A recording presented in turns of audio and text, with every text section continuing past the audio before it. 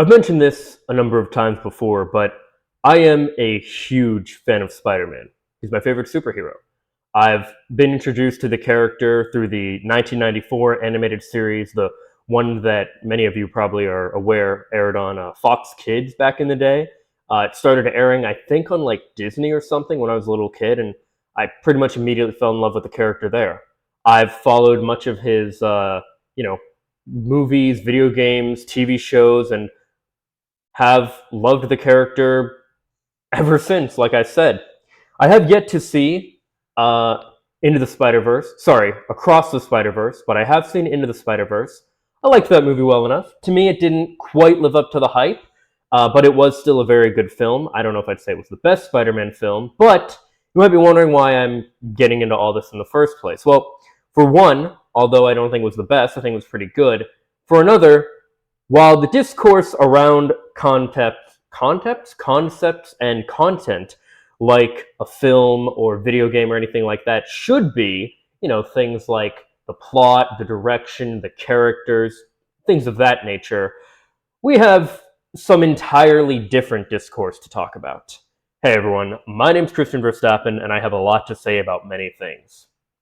I want to talk about some discourse revolving around the Across the Spider-Verse, Spider-Man Across the Spider-Verse film. Like I said, I have yet to see the film, but I will at some point in the future here. I'm pretty much waiting until it comes out on Disney Plus at this point because, well, I can't really afford to see it in theaters right now. Kind of struggling, but I'll pick it up. I'm such is life, right? So while the discussion on films like this should be things like, Peter Parker and Mary Jane finally having a kid. Let's go, Mayday Parker, finally coming into the one of the, well, at least more of a prevalent pop culture thing, because of course the movies are going to be more well known than the comics. I'm not a big fan of like multiverse stuff and crossovers and all that in the first place, so we'll see how all that is. But those kind of things are not what's being discussed and argued here. Instead, we have discussions such as this. Apparently, there's a scene in the film in which Gwen Stacy, sorry, not Gwen Stacy, Spider-Gwen, also known as Ghost Spider, has this lighting in her world, because they're all Spider-Men from, all the Spider characters are from a different world, essentially. And we have this person saying here, Stacy, or Stacy K. Slays, saying, "Stop saying Spider-Gwen isn't trans. We need a Spider-Man who is trans. A Spider-Tran. Let us have this one thing. Believe in something, man." So, here's my stance on the matter. First of all, the coloring here. Is it indicative and like a subtle nudge? Messing up all my words today. A subtle nudge to the audience that, yes, she's trans? Could be. But here's the truth of the matter. I don't think it actually matters. If you want to imagine that she's trans in your own headcanon, that's fine. If you want to imagine she's cis in your headcanon, that's also fine.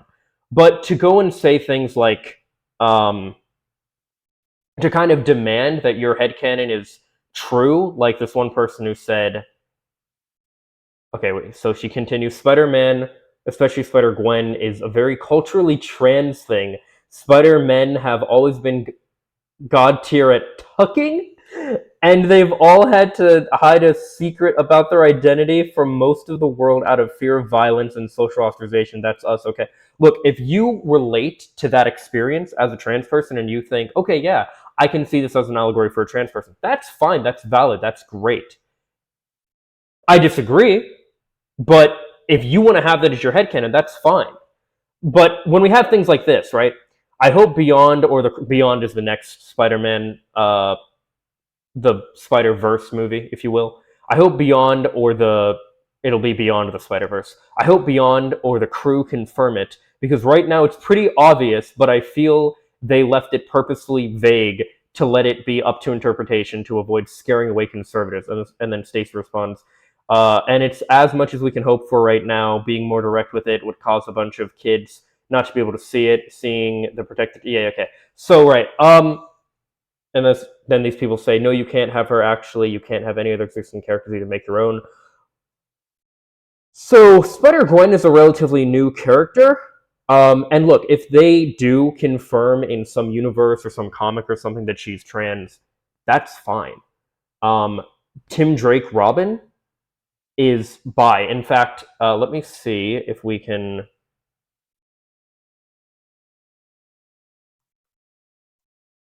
spell.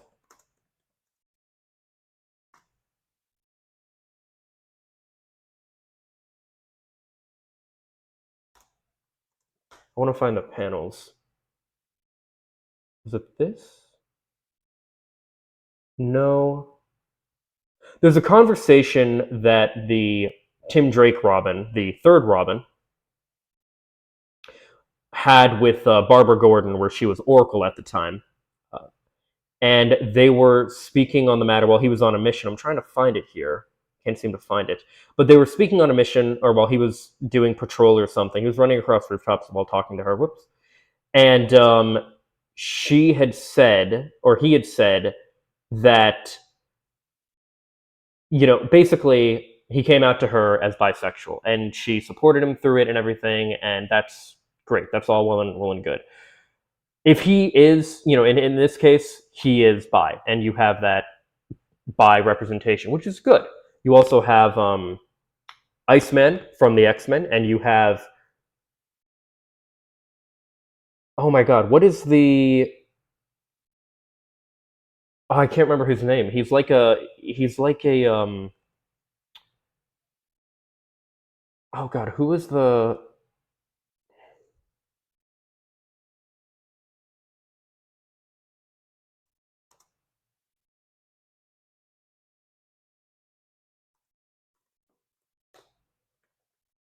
okay, we're fine. Bisexual characters for DC. Okay, yeah, you have Jonathan Kent, Superman's son. I thought he was just gay, but who? Oh, Constantine. That's the guy I'm thinking of. Yeah, Constantine. I didn't know that Catwoman is bi. Makes sense though. And yeah, Pamela Isley and Harley Quinn. Yeah, Poison Ivy and Harley Quinn are bi as well. Uh, so you have that, and that's pretty cool. That's all. That's all well and good. If you want to have characters like this, and they have actually made it canon to the series.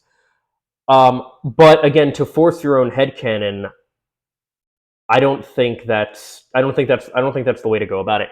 In my headcanon, game Sonic, and I stress game Sonic because video game Sonic is very different from, say, like Archie Comics Sonic or IDW Comics Sonic or Fleetway Comics Sonic or Sonic, so on and so forth, right? There's many different interpretations because it's a fictional character. In my headcanon, that version of Sonic, I think, is really, really good for Arrow Ace representation because, and I'm not the only one that thinks that. Let me find. We don't need these anymore, though.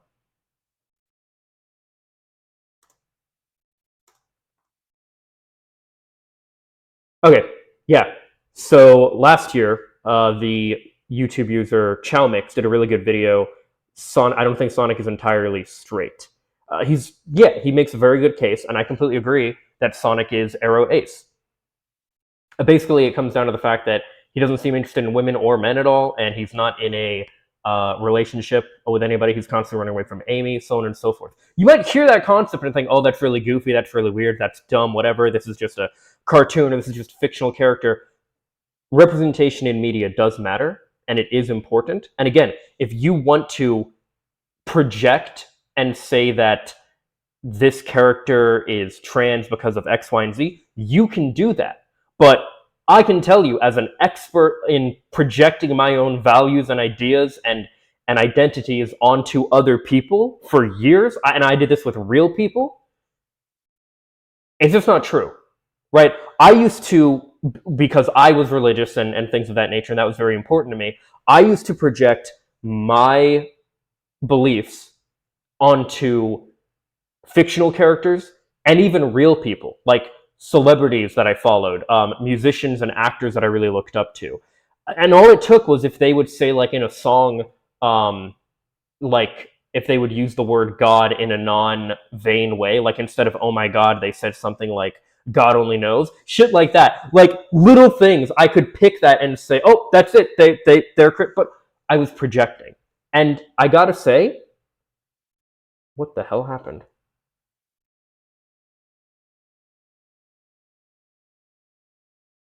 Give me just a moment here. Okay, that was odd. I gotta say, as much as I disagree with it overall, this is projection, saying that Gwen is trans because of this. Could she be? Sure.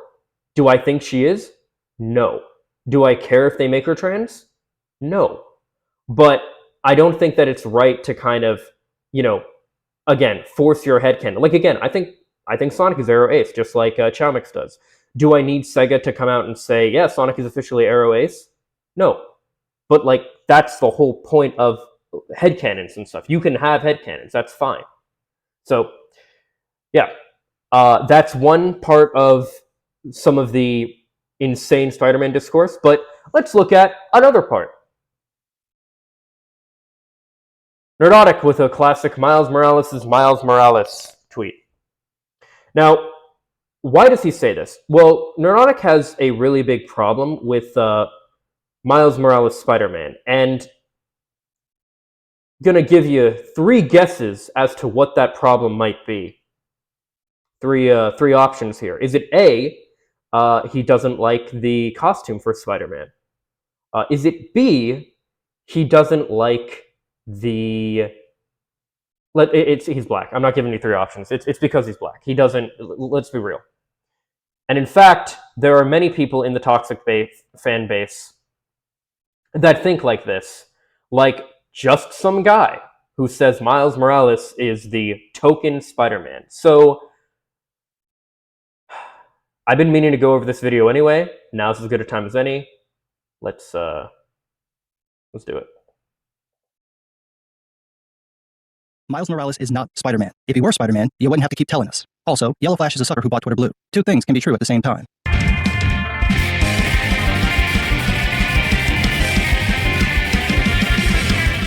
Let's get the easy one out the way. If you paid for Twitter Blue, you're a fool. The whole point of the blue checkmark was first to prove that you were who you said you were. Okay, I agree with him so far.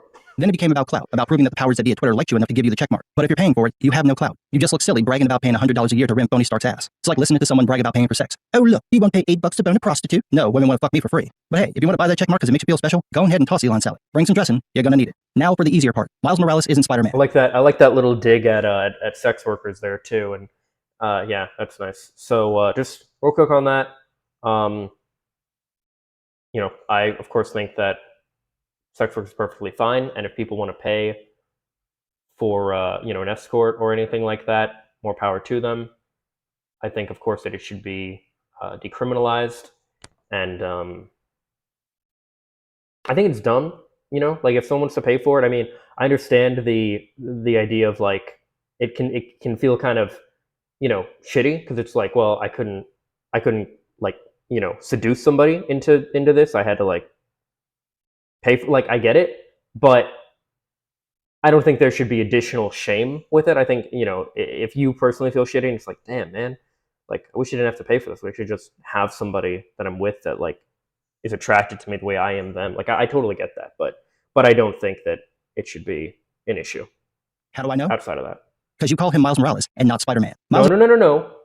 Miles Morales Spider. So this, okay, I actually really like this. So he is Spider-Man. He is Miles Morales Spider-Man, or Spider-Man Miles Morales. Just like there are multiple iterations of the Flash, there are multiple iterations of Robin, there are multiple iterations of a lot of these characters. This is why, by the way, I am actually a big proponent of giving Miles Morales another name. Like, not like, instead of just Spider-Man, I don't think Kid Arachnid. That's stupid. I don't know what you would want to call him. Maybe like, I don't know, Electric Spider, Shadow Spider, because he's got like, what is it called? He can do camouflage and stuff like that, at least in the comics and in the Spider-Man, in Insomniac Spider-Man games, which, by the way, the second game looks like it's going to be amazing. But it is true that you do have to differentiate and explain Miles Morales Spider-Man, not just Spider-Man. Because if you're talking about just Spider-Man, people are going to assume you're talking about Peter Parker. You don't have to, specify that you're talking about Peter Parker Spider-Man, but you do have to specify you're talking about Miles Morales Spider-Man. Now, it's possible that could change over time, but I don't think it will, because we still have that with Robin, for example. When people hear Robin, they're going to think about Dick Grayson Robin, the first Robin. That's why with Robin we also have like Red Robin, and we have Jason Todd is also the Red Hood, but we have these kind of characters. But when superhero names, especially long-running ones in fiction like this, are mantles that are taken up, it's kind of like how and they can be taken up by people of different races, different genders, different whatever the case. It's kind of like how, let me go to it here. I want to find,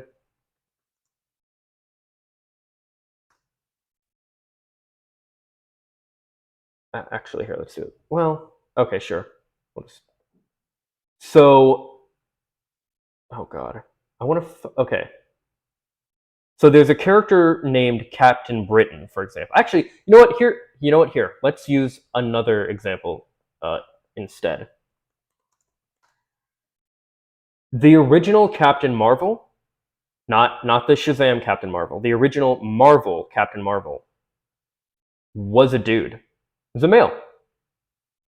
And then we had, now originally, to be fair,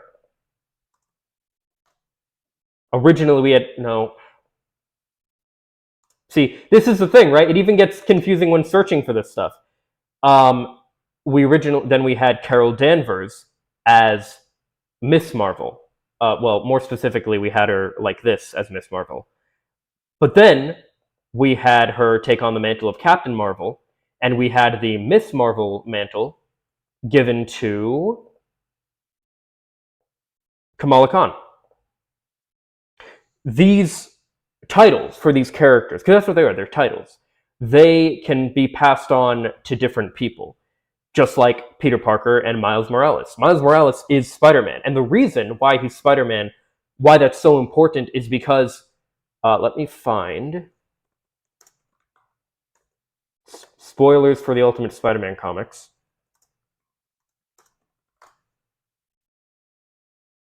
In the Ultimate Spider-Man comics, which is what Miles Morales is originally from, come on, let me find it here.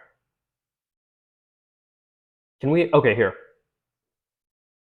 Peter Parker was murdered and died in MJ's arms at the hands of the Green Goblin. Miles Morales,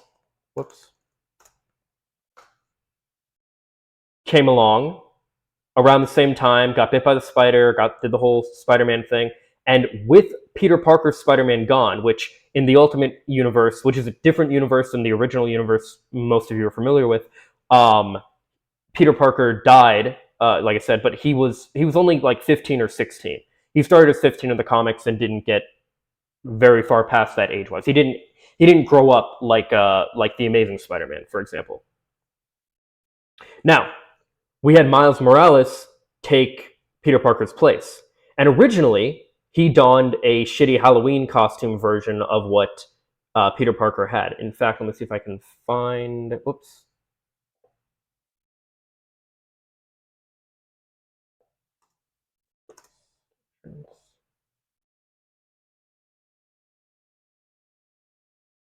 Okay, I'm not going to bother looking too hard for it, but he found a terrible, like a really bad Halloween costume, and people even told him, because it was shortly after Peter Parker died, they were like, hey, isn't that in bad taste?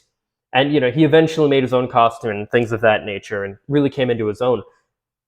Miles' whole character arc, both in the Ultimate Comics as well as Into the Spider-Verse, are very much about coming into his own, understanding that there is, well, an Ultimate Spider-Man, one Spider-Man before him, and Into the Spider-Verse, all these other different Spider-Men, and he has to figure out what Spider-Man he wants to be. I think that is a very relatable thing for a lot of people, especially if you're like trying to, emulate your heroes in any way or something like that. But Miles Morales is Spider-Man. He became Spider-Man and took up the mantle after Peter Parker died. So it's actually very important, especially in his original comics, that he is Spider-Man. Has been around for a little over 10 years. He's the pinnacle of Tolkien characters, and the proof lies in him being completely unremarkable. In Spider-Man's first 10 years, we got most of the major stories he's known for: the Green Goblin saga, the death of Gwen Stacy, the Sinister Six, and so on. In Miles' 10 years, we've got what? Honestly, what are his major story arcs? I'm a comic book fan. I know the important moments in plenty of character stories. So, to be fair about this, was it Godzilla Mendoza that did this? Here, I'll just do... What was it that fixed... Oh, Godzilla Mendoza, yeah. Years ago, Godzilla Mendoza did a really good video on how Into the Spider-Verse fixed Miles Morales. Basically, it's going into how his movie adaptation is much better than he is in the comics, his character's better, and many other things. I watched this video years ago when it first came out. I don't remember the specifics of it now, but look, I fell in love with Miles because of the Insomniac video game, so I can't really say about... I liked Into the Spider-Verse, but I didn't think it was like the best thing ever, like a lot of people do, but in any case. Stories I've never read. I don't know any of his, despite people talking about Miles constantly. What are his major story arcs? What are his character-defining moments? Hell, what is his character? He's been around for 10 years. What defines him? He's got nothing. He's such a blank slate that Marvel Comics did a What If series where Miles took on different characters' names. What if Miles was Captain America? What if Miles was Thor? And if you got bored with that, you could always read his regular book, What If Miles was Spider-Man? If you want to understand who Miles is as a character. It's not a what if. He is Spider-Man. It's not what if Miles is Spider-Man. The whole point is that I just explained this. The whole point is that he took up the mantle after Peter died. And this isn't the first time this has happened either. Like this happens with this happened multiple times in the Batman comics. There was a time when in the 90s when there's that whole... When Bane broke Batman's back, Batman was out of commission for a long ass time. And there were people that took up the mantle of Batman. Similarly, Dick Grayson took up the mantle of Batman at one point as well. Dick Grayson, as in Robin, the original Robin, and later Nightwing. This isn't new. Like, this happens in comics and with characters, fictional characters, because these superhero titles are titles. It's also like,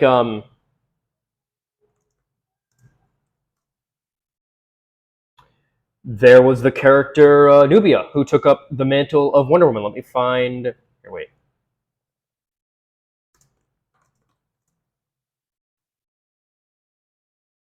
No, I want it in the comics, not the... Did she not actually take up the mantle in the... I thought she did. Did she not? Okay, maybe Nubia didn't. I think I'm pronouncing that right. But Wonder Woman, Superman, again, the Flash. Green Lantern? Oh my god. Let's look at... Like, okay, with Green Lantern, you have... You know what? Let's go to... Yeah, sure, we'll go to Comic Vine for this. Now, I will say, it isn't the same, where, like, with Green Lantern, there are so many different ones that you have to differentiate. Are you talking about the first Green... Well, not even the first... You know what? Actually, Hal Jordan wasn't even the first Green Lantern. In fact, where do we have... Where's the other guy? Here, let me just see if I can find all Green Lanterns. Okay, here we go. So we have...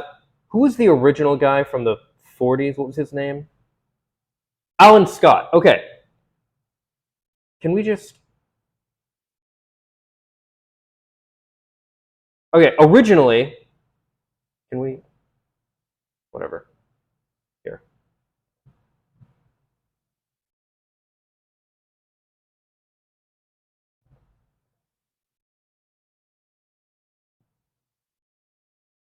Okay. Originally, Alan Scott was Green Lantern. He was the original guy in like the 40s and 50s. And then we had Hal Jordan, Green Lantern. But nobody said Hal Jordan isn't Green Lantern.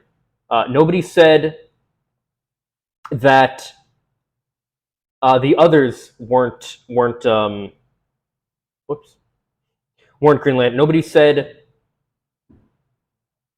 Kyle Rayner, the third or fourth, I don't remember which one, the Green Lantern. Nobody said John Stewart isn't Green Lantern. I'm sure there were some people. But by the way,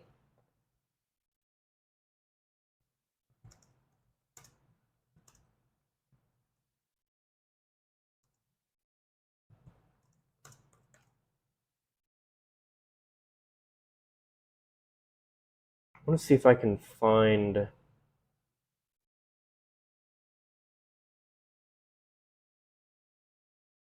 In the issue that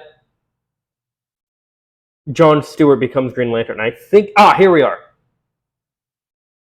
Okay, so Hal Jordan is looking for somebody else to become the Green Lantern.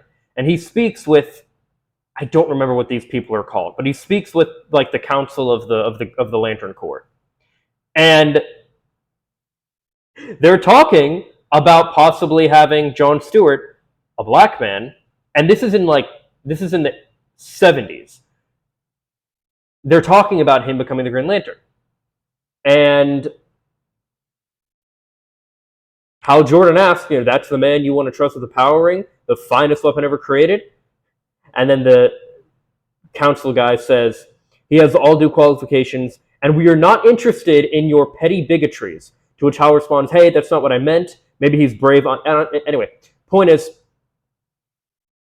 even if that isn't what Hal actually meant, which it might be, knowing his character, he's called out for it.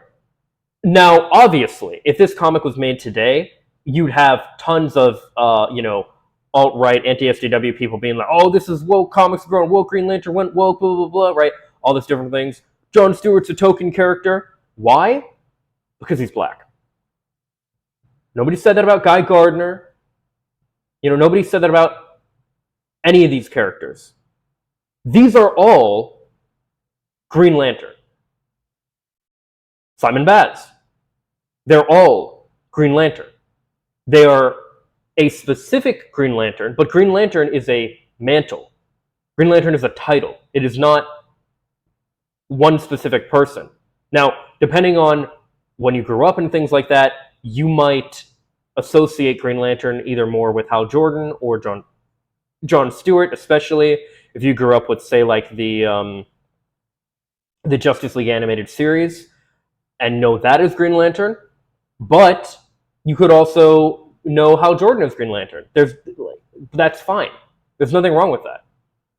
But it would be incorrect to say that John Stewart is not Green Lantern, or Guy Gardner is not Green Lantern. It would also be incorrect to say that Hal Jordan is not Green Lantern, but obviously you have to have differentiation there. In the case of Green Lantern, they just have their name. In the case of Spider-Man, if they want to just have it be Miles Morales be the differentiation, that's fine.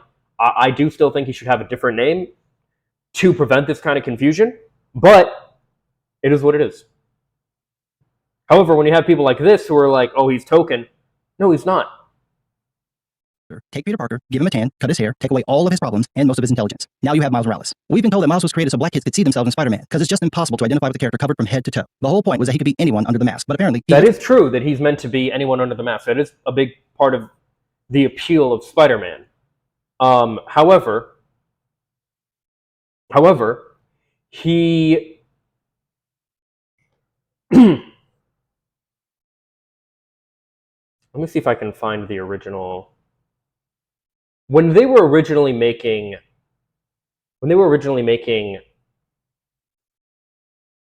Ultimate Spider-Man, the comic,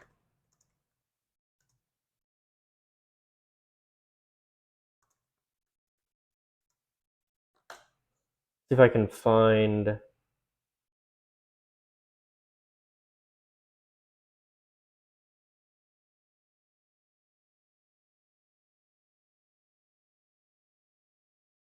Okay.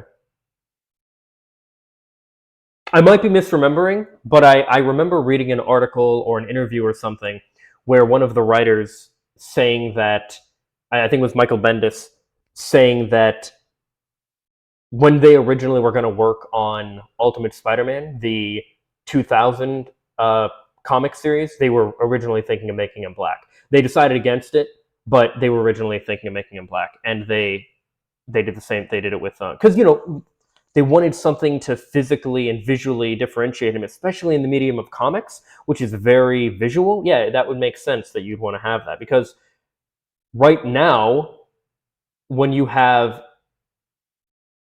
Spider-Man, there was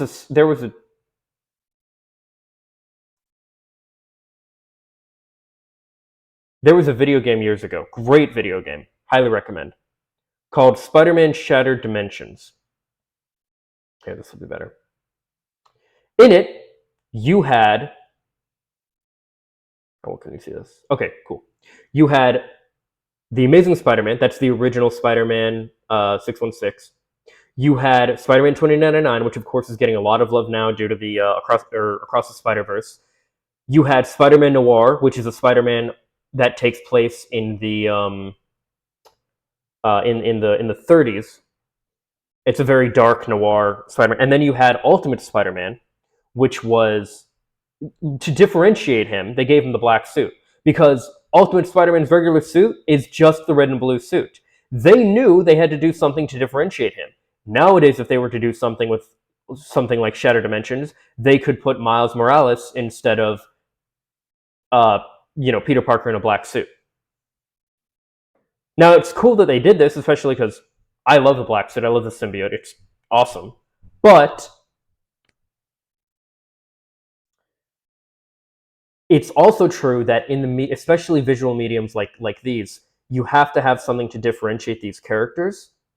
And I think that the character, the way that he looks, the way that he acts, like everything about him. I love the costume, by the way, for Miles Morales. When I was a kid, red was my favorite color, and black's my favorite color now. So that would be my favorite costume for Miles Morales. Or sorry, that would be my favorite Spider-Man costume. In fact, growing up, I probably would have preferred Miles over Peter Parker just because of the color of his costume. Like, I'm not even kidding. I probably would have. But in either case, yes, Miles is Spider-Man. Literally has to look like you when he takes off the mask for you to find him relatable. And what are we supposed to find relatable? His race. Miles is half black, half Puerto Rican, so he's basically black. That's it. There's nothing else to his character, and that's the difference between him and Spider-Man. Peter. That is not the difference between him and Spider. There are so many. I'm not familiar enough with the Spider-Man Ultimate Spider-Man comics, so forgive me there. But in Insomniac Spider-Man, as well as in the Spider-Verse movies, the whole point is that he is trying to be his own version of Spider-Man, which again is something that we can all relate to. Learning to believe in yourself, to trust in yourself, and to become your own version of what other people have done before you. It was very inspirational and relatable. is defined Whoops. by his character. Miles is defined by his race. Peter is defined by who he is. Miles is defined by what he is. Completely disagree. That's the difference, and that's why Miles isn't Spider-Man. Spider-Man is a result of Peter's actions and character, an expression of who he is as a person based on his life experiences. They are one in the same, Peter and Spider-Man. Peter is Spider-Man. Miles, on the other hand, is simply borrowing the name. He's not defining or redefining anything. He's not even living up to the legacy. He's simply using the name Spider-Man for pretend clout, like a Marvel. He's literally taking up the mantle. Like in his original comics, he's literally taking up the mantle of the first Spider-Man who died, and he's carrying on his legacy. That is an incredible concept for a superhero. Yes, at one point they made Peter Parker come back and it was dumb, but that idea of like, here's this dead hero, I'm gonna live up to their legacy and take on their legacy and be my own version of that while still paying respect and everything, like that's incredible. Version of a blue check mark. Now, he doesn't have to be that way. There's nothing stopping Marvel from giving Miles an actual defining characteristic, something that makes him unique and interesting, something not tied to his race, but to who he is as a person. It could be something as simple as Miles wanting to get out from under Spider-Man's shadow and become his own man, which you can't. Did you see the film? Wait, when was this made?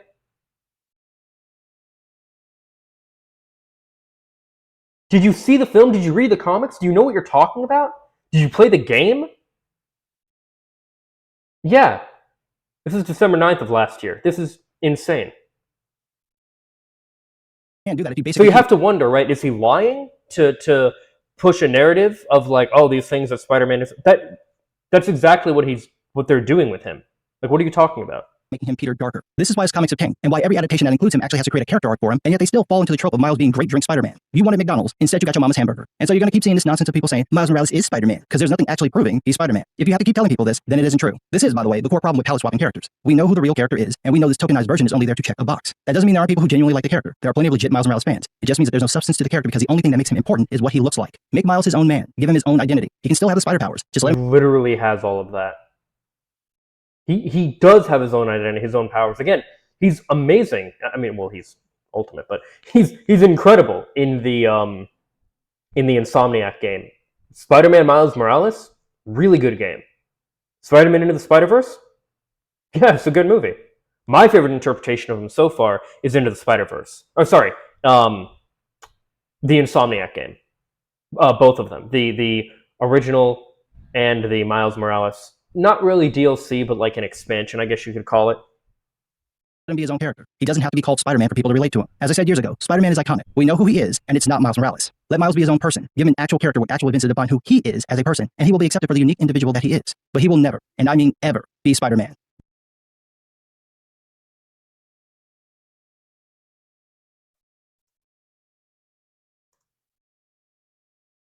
He literally has his own costume, his own, really? His own character, his own goals and ambitions, his own power. Spider-Man doesn't have some electrical sting power. Spider-Man doesn't have camouflage. He is his own Spider-Man. So you have to wonder, why do people say this? Well, they say this ultimately because they don't like that he's black. They don't. They don't like that a black person is being Spider-Man. You don't hear people saying this about Robin or the Flash or Green Lantern. But I guarantee you, if Jon Stewart was a new character, you'd hear them saying it about Jon Stewart. You would. Yeah, it's pretty ridiculous. It's pretty sad, but it is what it is. The discourse with this stuff is, just insane. So, look, as far as the Spider-Gwen being trans thing, if that's your headcanon and you want to think that that's the case, by all means. If you want to think that she isn't or anything else, fine. If you want to, whatever. Like, you can project and you can have your own headcanon for any fictional character that you want. It's totally fine. But don't, kind of force that and make it be like, oh, because this is what I think the characters, that's what they are. No, that's what you think they are. That's fine. But that doesn't mean that's what they actually are. And then in regards to the, this ridiculous claim that Miles Morales is not Spider-Man, it's absolutely ridiculous. And it's completely steeped in bigotry and hatred and racism. I mean, it really is. It really is. It's like, yes, you have to differentiate and say Miles Morales Spider-Man or Spider-Man Miles Morales, but that doesn't make him any less Spider-Man than Peter Parker. And we can see why people like this are saying these kind of things. So, I don't know. Some of these people are just like, some of them are just wild, really. But in any case, these are just my thoughts. Let me know what yours are in the comments down below. Follow me on social media for more. Leave a like if you like. And if not, I hope you find something to do. Later, guys. Peace and love.